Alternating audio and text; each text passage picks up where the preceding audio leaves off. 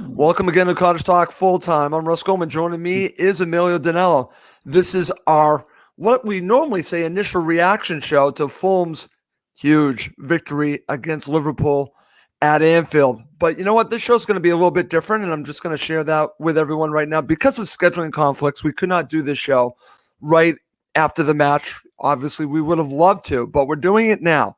So we want your participation. If you're watching live, please feel free to share a comment. Just share us your thoughts on this victory, what it means to you. This is going to be more of a celebration show. We want participation. So if you're watching live, feel free to share a comment. Try to make it brief, but we want to know what you're thinking.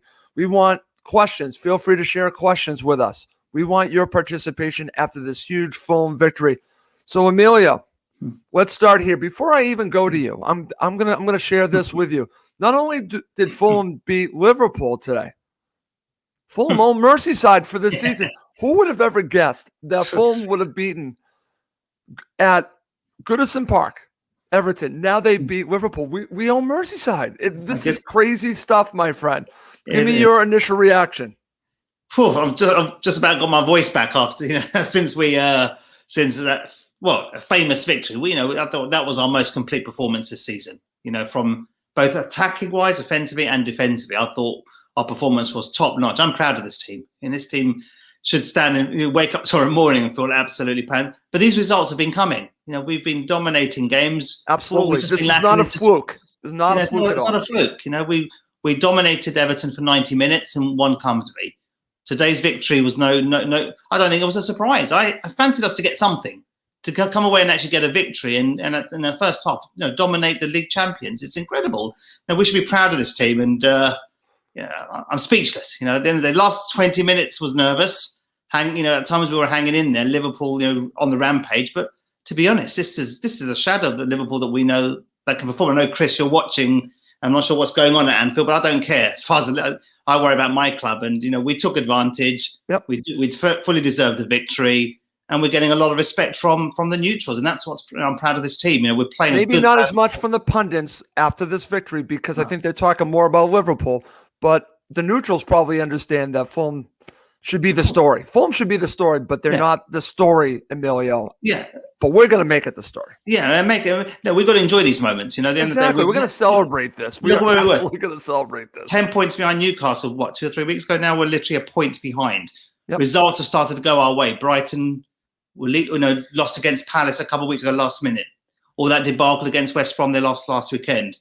Leicester turned the 1-0 deficit to win 2-1. Results are starting to go our way, and we're capitalising on that now.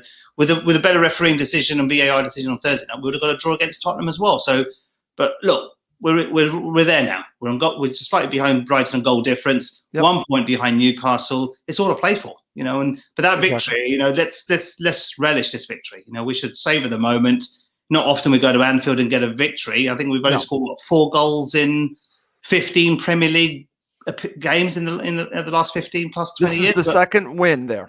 I remember the own goal about 10 years ago under Martin Jol towards the back end of the season. But like I said, I've looked at the post-match interviews from Klopp, and disappointing. Again, I thought he disrespected Fulham today with that lineup. But we capitalised. I thought it was Liverpool were trying to protect the Champions League game they got midweek, but with a team of that quality and that size. And then they belittle Fulham, and that's what you get, Jurgen Klopp. That's right. Disrespecting. That's right. So I've got no sympathy for him. I've lost a lot of respect for him. Sorry, Chris. I know you're listening, but I thought he was a bit arrogant on his state. Some of the interviews I heard from him today didn't give us as much credit. It was all about performance, bad decisions from their side. But actually, why is that?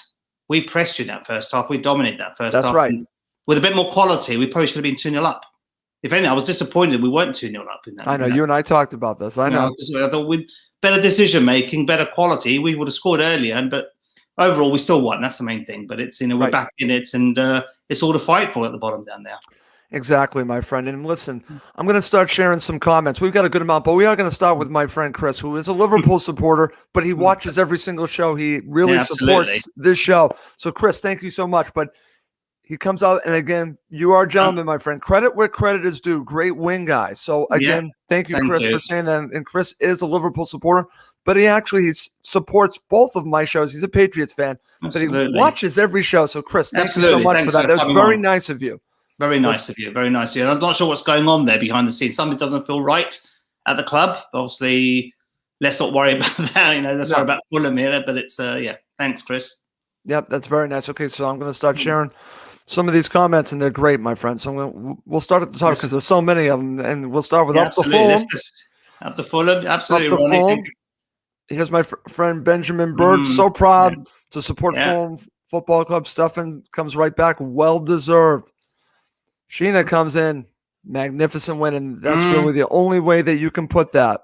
Yeah, absolutely. And I have to share this as well from Ronnie. Nice to see us not be robbed. Great comment, Ronnie. I'm there with you, my friend. But it's funny because it was a rule. It's not really VAR's fault, but it just shows you they changed the rule. So it tells you how that rule was really the wrong rule because they've ultimately changed it. But you know what? Let's not focus on that right now. We're going to focus on this victory, Brian McCann. Wonder how Paddy Power are feeling right around it. That's great. Gary Cooper, friend Gary. Gary, I haven't heard from you from a while. Even Klopp, we should stay up. Now that's interesting coming from Klopp, but I haven't heard it. But I'll. I've heard, like I said, I've heard a couple in 2 or 3 interviews from him tonight, and it's the media, the British media in particular. It's all about what's going on at Liverpool. 6 consecutive league defeats at home. Where's the credit to Fulham? It was my point, my all friend. about Liverpool's slide down the table, their poor performance. But at the end of the day, we still have to go to Anfield, put in a performance, put in a shift, score a goal and protect that lead. That's no mean feat, whether you're Man United or Fulham, to be honest. So it's frustrating where it was all about Liverpool. And it was no surprise. It was no surprise. No, and I'm going to share this from our friend Chris. And listen, Chris, again, Liverpool supporter, Brighton Newcastle will be very, very nervous now. And I totally agree with that because now Fulham have really put the pressure on. And that's what's great about this victory. We can now look back at the Tottenham match and, we could still feel hard done by. But this makes up for a lot of that, man. This makes up for a lot. I have to say this really I want to forget that right now because I want to focus on this. But this is from Brian Lake. Come on, you whites. And they are coming in thick and fast, my friend. Lee Pill. That took guts today. That's a great way to look at that, Emilio. Yeah. Because, again, we're going to talk about the tactics and the way they played, especially, the effort throughout the match. That did take guts today, the way that they played. Yeah, absolutely. If we look at it, we'll reflect in a moment.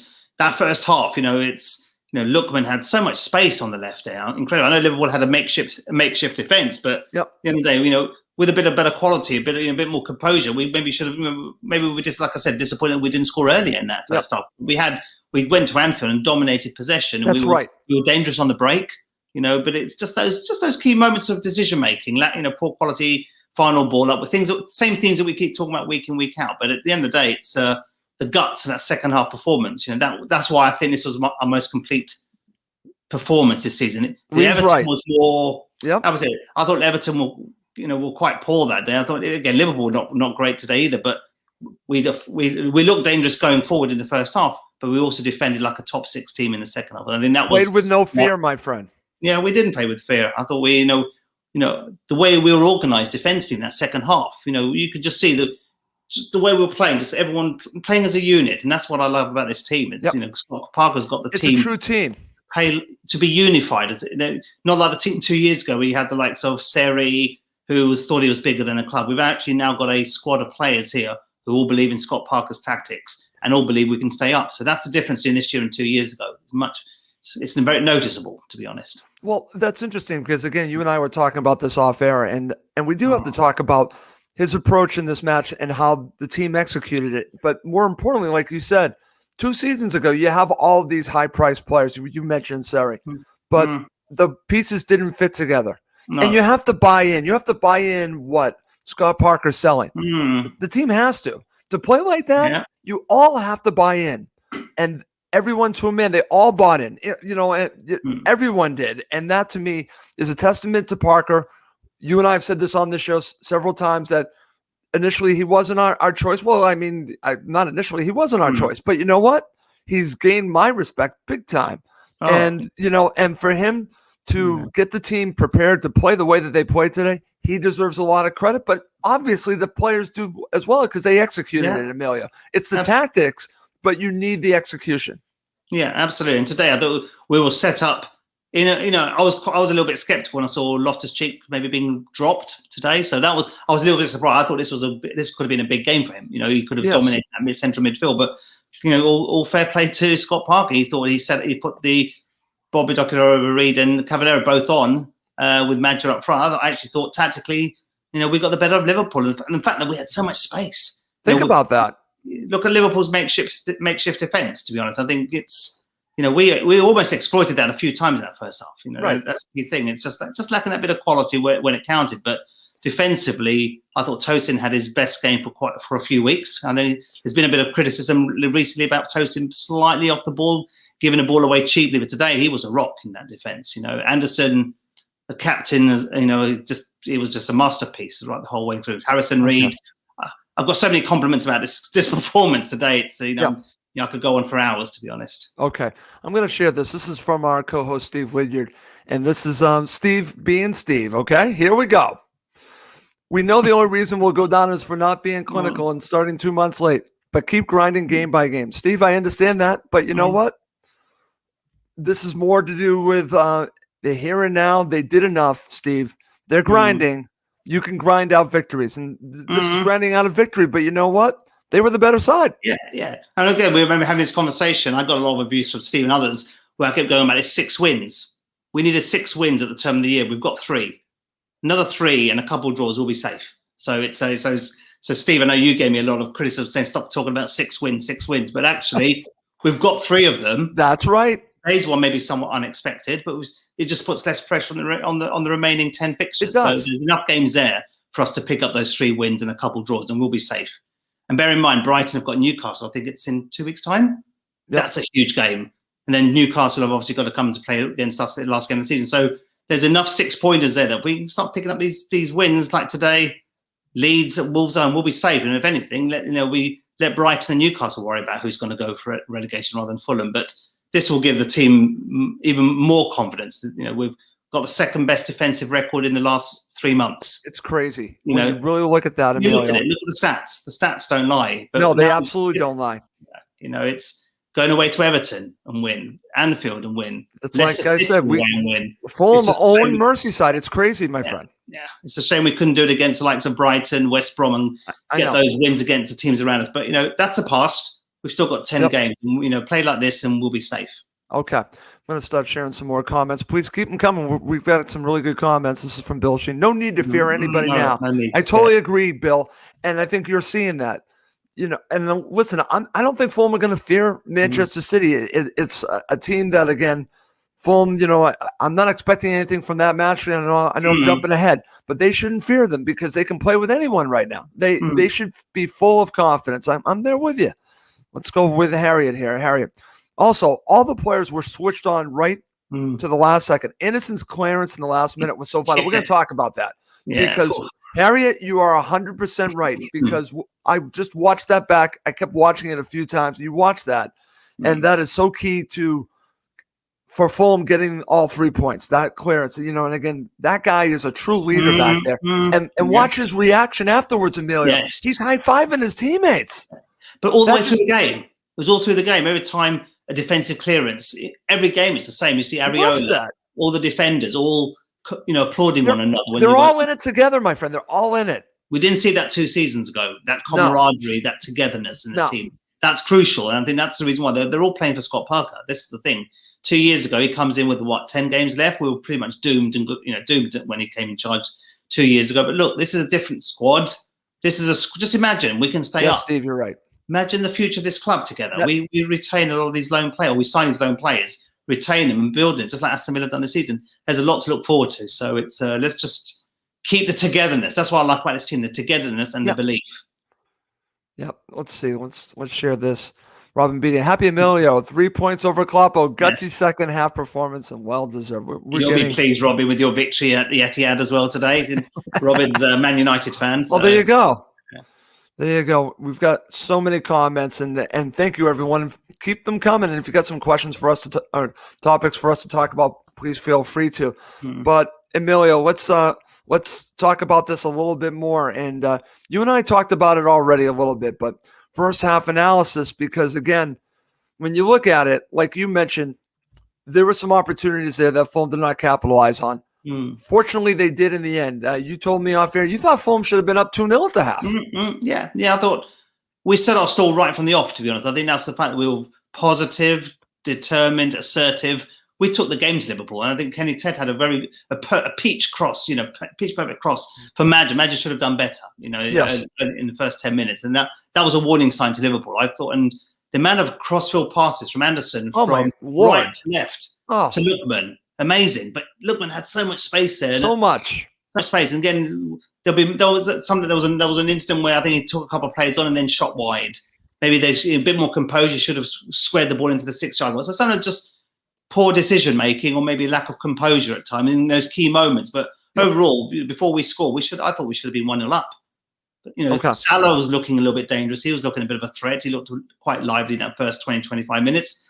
But overall, I thought, with the possession that we had, the dominance we had more shots on goal than Liverpool did, more corners than they did. That's right. It was still 0-0, and that's the thing. And I thought, hope we don't rue those missed opportunities, those missed half chances, because they may bite us if you don't punish your opposition when you're on top. When you're on top, we've said this many times on the show.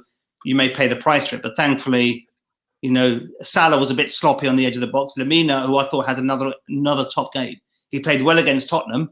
And he played well again today, and he stole possession from Salah. And bang, first time, bottom corner. Sweet finish. Because let's talk about this, because again, Mario Lemina's play on this and taking it off of Salah, taking advantage of Salah and then scoring the goal. I mean, that is top notch, Emilio. And listen, we've been doing the show, and you've been critical at times at Lemina, but when he's played well, you've always said it. You're fair when it comes to Mario Lemina. You're fair to everyone. Yeah. You tell it the way it is. Mario Lemina here again stepped up. Beautiful the way he just stole his. Like I said, Salah was there. It was a bit sloppy, but what I liked is Lemina only had one thing in his mind: shoot for goal. Exactly. We need more of that. Go backwards. Don't go sideways. One way, and he hit bottom corner. You could argue maybe the keeper could have done a bit better if that was. But overall, it was a sweet finish, and the way he just dispossessed Salah, that gave me a lot of pleasure as well. And good time to score just before half time. Perfect. We had the ascendancy, but we knew we were going to get a second half onslaught from Liverpool. Absolutely. But to be honest, it never really came. That's the thing. I was expecting a couple changes at half time. Klopp didn't make them. But again, we were in control defensively. I thought, Anderson and Tosin, that combination is incredible. If we stay up and we can get Anderson on permanently and Areola permanently, goodness me, this club has a lot to look forward to. But let's stay up first, and then we can worry about next season. Let's concentrate on staying in the division. Then we can talk about keeping this team together, because I'm there with you. Because if we do stay up, they definitely need to make every effort to keep this team together. Like you said, it's not just the talent, it's also the camaraderie. They're playing together as a team, and you see it, and that makes you proud it's going to make you proud as a Fulham supporter to see the players playing so well for the shirt. They care about this club. They care about who they're playing for, and they care about their teammates. It's wonderful to see. But let's talk about the second half. Let's move on to the second half, Emilio. And, again, like you said, you were expecting an onslaught, and I certainly understand that. But as you mentioned, Fulham were in control. But I want to concentrate on two vital moments here. And let's start here. Let's talk about this save. Again, you just talked about Areola. Go back and watch this save. This is a world-class save. World-class, Emilio. It was. And I thought that was going in the top of the net, top corner. I thought it was a great strike from Jota, but with so much pace on that ball, and the fact that Areola actually was able to palm that away with that, so it's just a spectacular save. And let's sign his goalkeepers. That's the first thing we need to do. As soon as we stay up and the final whistle is blown, Tony Khan, get your checkbook out and sign his play. You've got to buy. There's a buyout. There's a clause that allows us to buy him. You've got to buy this goalkeeper if we stay up. He's outstanding. And look, it's moments like that. If that was another keeper, 1-1.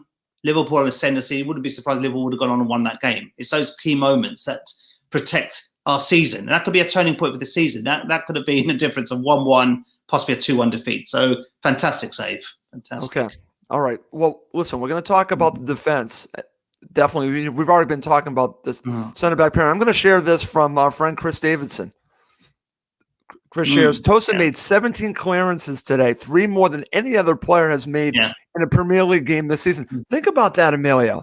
Yeah. What an incredible stat. Chris, thank you so much for sharing that. Yeah, I mentioned that about 10 minutes ago. I thought this was Tosin's best performance for quite a while. I think, like I said, he's been a little bit careless at times the last few games. He's not looked as solid, but this is by far his best performance for a couple of months. Okay, excellent. All right, Emilio. Let's now talk about, again, as Harry had already mentioned to us in one of our comments, let's go right now. Let's talk about Anderson's clearance. At the end of the match, here's the opportunity for Liverpool, the main opportunity for Liverpool at the end, okay? And he clears it. And like we already were talking about, not only does he clear it, watch how he reacts after he cleared it. Goes right to his teammates. And just like I said, he is high-fiving, but he's ready for the next situation. This guy is a captain, my friend. Yeah. He's showing leadership on the pitch, and he's also showing he can do it all. He can do it all back there. Like you said, the passing, but it's not only that. It's obviously he's a defender first, and boy, did he show it here. And these players are focused. You know, you look at his general, it's, you know, the fact that he cleared it, he doesn't want the recognition. He just wants to applaud the team, That's right.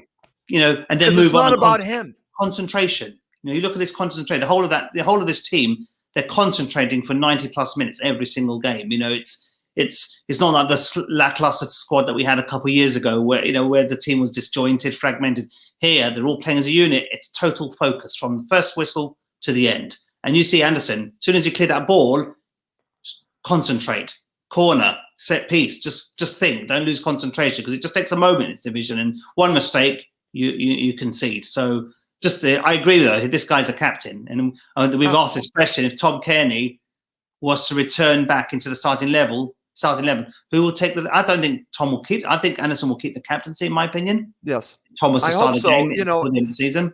You know, and we've talked about this before. I think it would be good for Tom Kearney to do that. And I think it would also help him in his game not to be concerned so much about being the captain. He can just play. And I think it's a win-win to keep it with Anderson. Yeah. But again, we have to see if Tom Kearney does return. I hope he does. Yeah, I hope so. I really do, because I think Fulham could use Tom Kearney. I'm one that believes that he's someone that could still help them. There are matches left. I hope Tom Kearney can get fit and help Fulham in the end. He could be the wild card in the end to help us get over the line, believe it or not. Absolutely. And I think Anderson's, his captaincy credentials are there to be seen. Defensive credentials are there to be seen.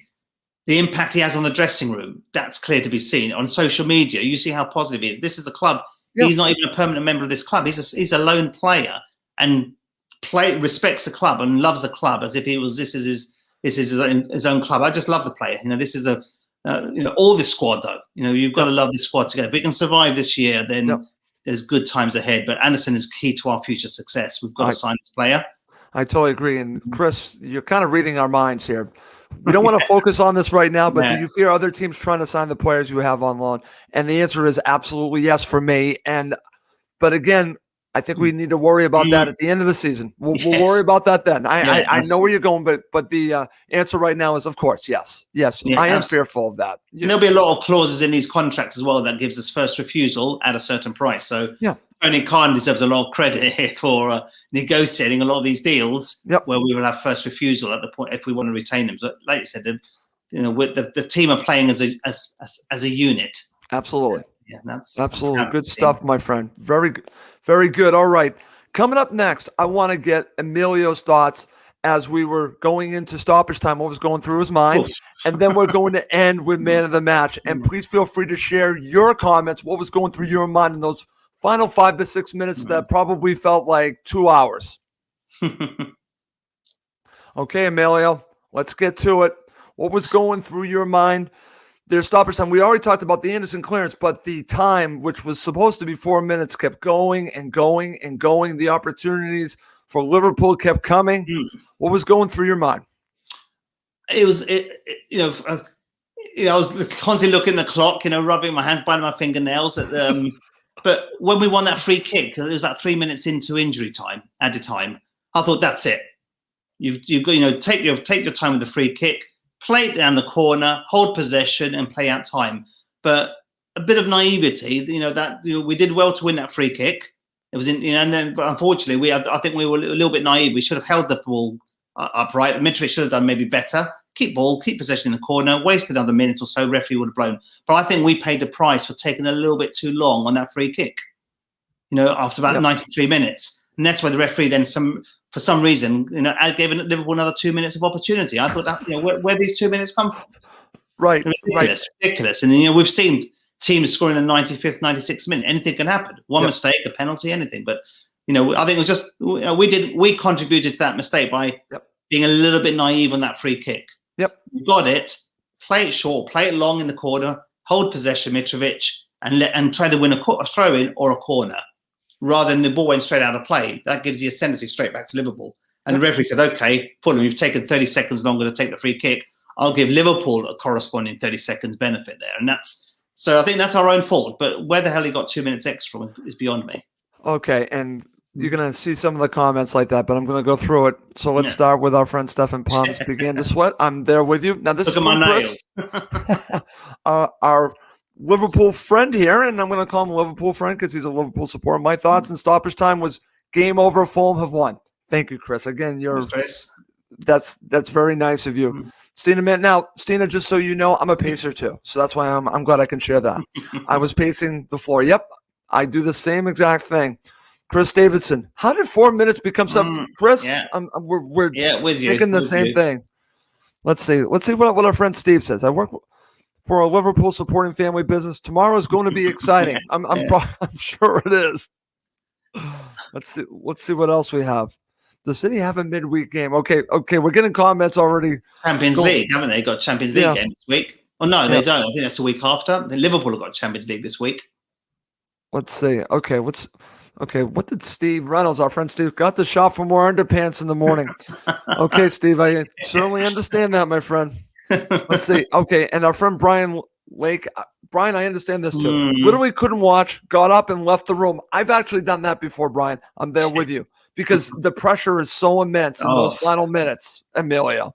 It was tough. It was those last few minutes, but again, it's overall, I think Liverpool had their moments. It was that first 15-minute spell, and as soon as the second half started, that's when Liverpool were on top. Other than that, I thought Liverpool were quite lackluster, Chris. They obviously, you will be disappointed in the way you've been playing in the last 2 or 3 months. But if you look at the statistic I saw as well, since Christmas, Fulham have earned more points than Liverpool. Unreal. Seriously, it's another stat. It's another amazing stat. That is crazy, Emilio. Crazy. This is crazy stuff. All right. We have to end this way. And again, thank you everyone for all of your comments, really adding to the show tonight. Like I said, this is more of a celebration. We will have a post-match show on Monday. Just want to mention that, but this is more, and again, I'm sorry we had to wait 3 hours to do this show, but I'm glad we have done it because, and again, thank you. So many people watching live, Emilio, so many. So thank you everyone who's watched live and whoever watches and listens to the show. But we're going to end here. I'm going to ask a simple question. Cool. Should we be actually offering who is man of the match, or should we just say the team? Yeah, realistically, again, it's a cop out. I think the team obviously deserved man of the match. Scott Parker as well. The whole squad. For that, the way we were set up, the way we had courage, balls, both offensively in that first half to take the game to Liverpool, the champions of Europe or former champions of Europe, the champions of the world, and the Premier League champions. Not to be sniffed at, but if you had to put me on the spot, who would I give man of the match to? I think I was thinking about this. You can look at it. Anderson from that amazing clearance at the end, his just composure, his captaincy, and those beautiful, long passes to Lookman in the first half in particular. But I'm going to give it to Tosin today. I think based on that stat that Chris shared as well, the fact that he was there, he polished up all those loose balls, looked in control. This was his most polished performance since the turn of the year, Tosin. I'm going to give it to him today because he always seems to be the understudy to Anderson. Anderson gets a lot of the respect. But I thought, I think they're both. If I had to put one more than the other, Chris, I'd probably say I'm going to give it to Tosin today, marginally. Okay. I think it's a cop out to say the whole squad. I think the whole squad deserves to be man of the match. But if I had to be put on the spot to name one, Tosin, I think deserves it for me. Because like I said, that stat he showed. Okay. I think it was a story. Okay, I asked for man of the match, and they just keep flying in, my friend. Let's start with Stefan. Mm. Man of the match, whole team and Parker. Mm. Again, we certainly understand that. This is our friend Chris. Man of the match, Innocent. He was the rock in Fulham's defense, as we said. Mm. Let's see, Benjamin Bird. How you doing there, Benjamin? Areola. Okay. Yeah. And let's see. Steve Lydiard. I think he meant Areola, but okay, Steve. Yeah. Let's see. Let's see, our friend Roy here, team. And listen, we certainly understand that.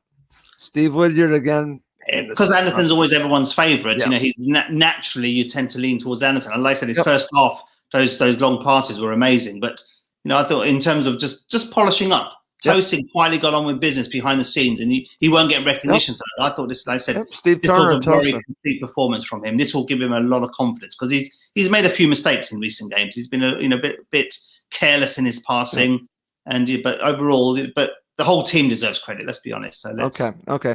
Here's from my fellow pacer, the whole team. But Lamina in a photo finish with Anderson. Okay, excellent. Lamina had a good game again, even against Tottenham. I'm surprised. I thought he got a bit of unnecessary criticism against Tottenham. I thought he had a very good game against Tottenham. For some reason, I saw some of the fans critical of him. I thought he played very, very well on Thursday night, and today he looked a rock in that first half. And the second half, he didn't give the ball away. Even Harrison Reed again just worked and grafted the whole game. The whole team. We've only got so many minutes on the show, but we can go on for hours here. To be honest, it's the whole team played well. Absolutely. Let's see, our friend Ronnie Mellon, Anderson. Anderson, and again, listen, I certainly understand everyone saying Anderson. So listen, it makes sense, but like we're talking about, this is a complete team effort, but it's also nice to look at some of the players that really stood out. You also mentioned Harrison Reed with his grafting. We really haven't mentioned him that much, but again, it truly is a team victory, Emilio. And like we said, when we started the show, we've been going for about 31 minutes now, and we wanted this to be just a little bit different. We wanted more participation. I want to thank everyone for your participation, but we also wanted this to be a celebration. And I think that's what we did here, my friend. This was a celebration, and you know what? We deserve this as Fulham supporters. Yeah, the players deserve it. Parker deserves it. Ownership, the Cons, everyone deserves this. And that's what irritates me. And I'm sorry I'm going to be ending on a downer, that the talk coming out of this, like I said, from the media, a lot of it is going to be focused on Liverpool, where honestly, the focus should be more on how the hell is Fulham still in the bottom three. That's where the focus should be, not on Liverpool's demise, because there's a reason why they lost today. It wasn't them. It was us. It was us. And this is the thing. But like I said, now it's even Burnley now. Look, this incredible victory today. Not only is it brought us closer to Newcastle and Brighton. Look, Burnley need to be looking over their shoulders now. We've still got to play them at home. That's right. And I've looked at some of the fixtures this morning between Newcastle's remaining games. Newcastle have got a tough run in. Brighton have got a tough run in. Seemingly on paper, we seem to have a lot more games. Touch wood, and I am touching wood, by the way. That we've got games that we can win. We win 3 more games, like I've said, those six. Yep, we'll be safe. We'll be safe. And we need Brighton to do us a favour to beat Newcastle in a couple of weeks. We then turn over Newcastle at the end of the season, beat Burnley, and we'll be fine. This has given me renewed confidence because that glass was getting less half full in the last 2 or 3 weeks. Now it's filling up again. It's pushing back up again. Brighton losing yesterday, Newcastle draw today. Brighton have had 3 consecutive defeats. And I said it to you 2 weeks ago. Don't be surprised that Palace sucker punch against Brighton will affect Brighton's mentality and confidence. You did say that. They lost against West Brom, and they lost yesterday as well. They're the team I think will slide more, not so much Newcastle. If I worry for a team, it's probably more Brighton than Newcastle. Okay. To end on a funny note, Parker's jacket? He was asked about that after he's a superstitious person, so I think he'll be wearing that a bit more often going forward. So it's but then again, you can wear what you like, Park, as long as you get the players performing. That's right. And delivering. That's right. You're paid to do that job, mate. And he's starting to win a lot more plaudits. Like I said, neither of us were big fans of his 2 years ago when he got the job permanently. But you and I have been honest about this. We've been honest.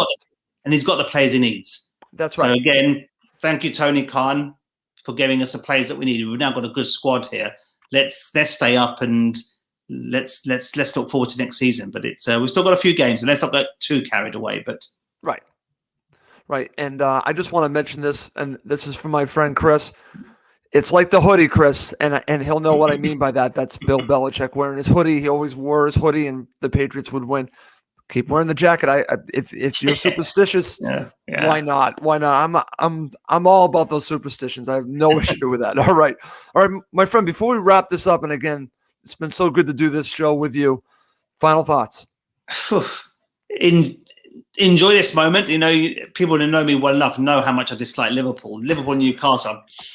Can't stand the pair of them and both teams. So to beat Liverpool on their own ground. Sorry, Chris, I've never been a Liverpool fan, but yeah, it's a famous victory. But play like that more often, the rest of the season, then we could be anybody. What's to stop us? Give a Man City a bit of a run for their money next weekend. They've got the Champions League the following weekend. Yep. We've got what 6 days to rest.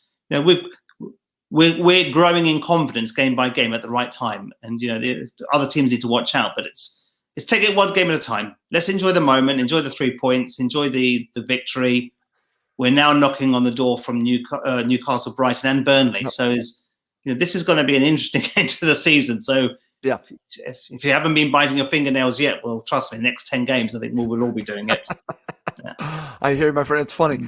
The comments, guys, the comments that are coming in have been fantastic, and they keep coming. But you know what? We do have to wrap this up. We could keep going for probably another couple of hours, honestly, because everyone's. I asked for participation, and people are participants, and thank you, everyone. But Emilio and I do need to wrap this up. So for Emilio Danello, I'm Russ Goldman. Thank you as always for watching and listening to Cottage Talk.